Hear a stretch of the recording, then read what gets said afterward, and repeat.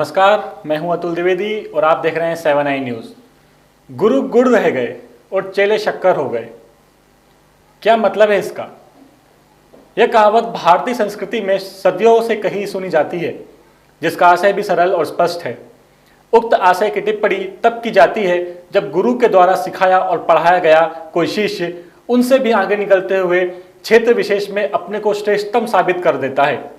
लेकिन यह स्थिति तभी बनती है जब गुरु शक्कर ना हो तो चलेगा, लेकिन उसका गुड़ होना अनिवार्य हो जाता है। कहने का आशय यह है कि यदि गुरु के अंदर गुड़ जैसे लक्षण शेष ना रहें तो फिर चेले के अंदर शक्कर जैसे हो जाने की संभावनाएं लगभग खत्म हो जाती हैं। यही बात भारत और खासकर मध्य प्रदेश की वर्तमान शिक्षा प्रणाली पर भी लागू होती है।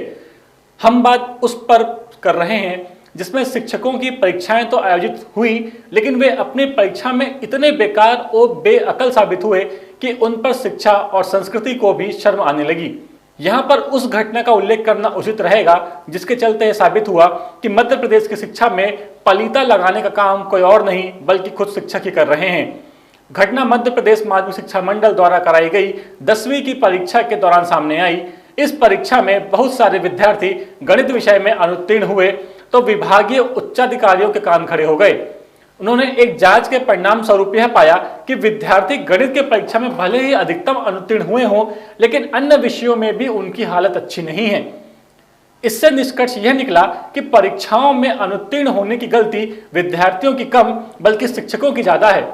जब और गहराई में जाकर विद्यार्थियों की असफलता का पता लगाया गया तो यह बात सामने आई कि मध्य प्रदेश में बहुत सारे जिलों में बड़ी संख्या में ऐसे स्कूल मौजूद हैं जिनमें विद्यार्थियों की परीक्षा का सफलता प्रतिशत 30% से भी कम है।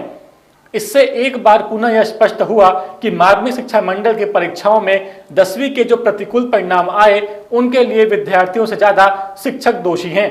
इस दोष को प्रामाणिकता प्रदान करने की गरज से माध्यमिक शिक्षा मंडल के बीते जून के महीने में एक परीक्षा आयोजित कराई, जिसके परीक्षार्थी वह शिक्षक बनाए गए जिनके स्कूलों में 10वीं के परीक्षा परिणाम अनुकूल नहीं पाए गए थे।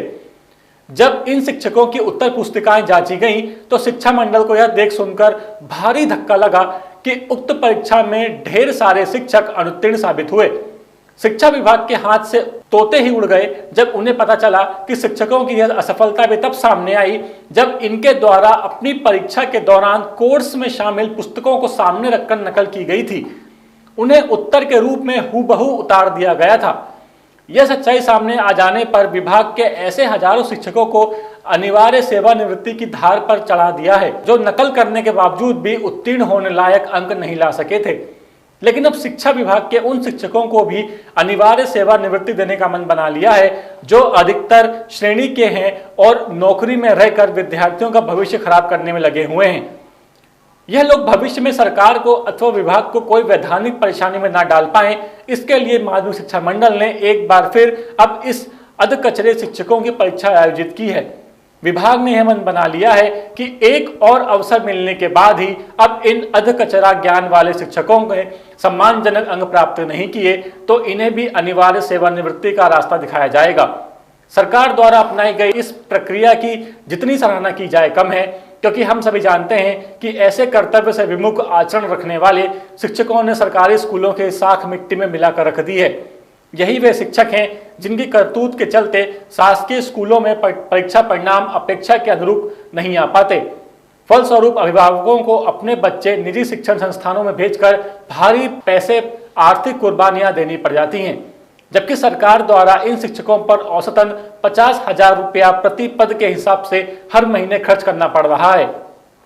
इसलिए यह आवश्यक हो गया है कि प्रतिवर्ष लगभग 6 लाख रुपया अथवा इससे अधिक तनख्वाह के रूप में सरकार से वसूलने वाले ऐसे अयोग्य शिक्षकों को बाहर का रास्ता दिखाया जाना चाहिए।